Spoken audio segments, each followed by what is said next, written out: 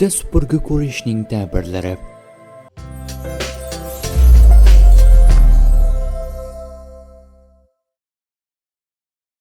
Tushda supurgi ko'rish xizmatkor va yordamchi demakdir. Uyning supurganini ko'rgan kishi boyligini ishlatishga majbur bo'ladi.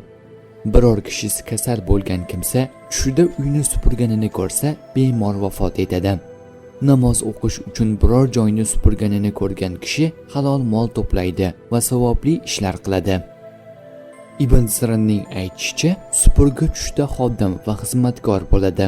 Agar xonani supurgi bilan supurganini ko'rsa, moli ziyoda bo'lishiga belgidir. Birovning uyini supurayotganini ko'rsa, birovning moli unga o'tadi. Xususan, supurinda axlatni o'z uyiga olib kelsa. Hazrati Sodiqning aytishicha, tushda supurgi ko'rish 3 narsaga dalolatdir: xodimga, foydaga, odamlardan unga o'tadigan narsalarga. Kimki tushida supurgi o'zidan o'zi supurib ketsa, tush sohibining o'ngida uni katta ko'ngilsizliklar kutadi. Supurgi bilan hammomning issiq xonasida bo'lsa, o'ngida yaxshi bir joyda dam oladi.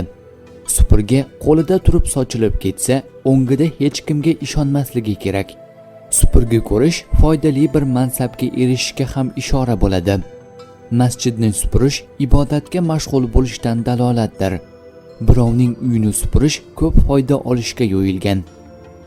Tushingizda bankni supurib yurgan bo'lsangiz, tez orada boyib ketishingizga ishora bo'ladi.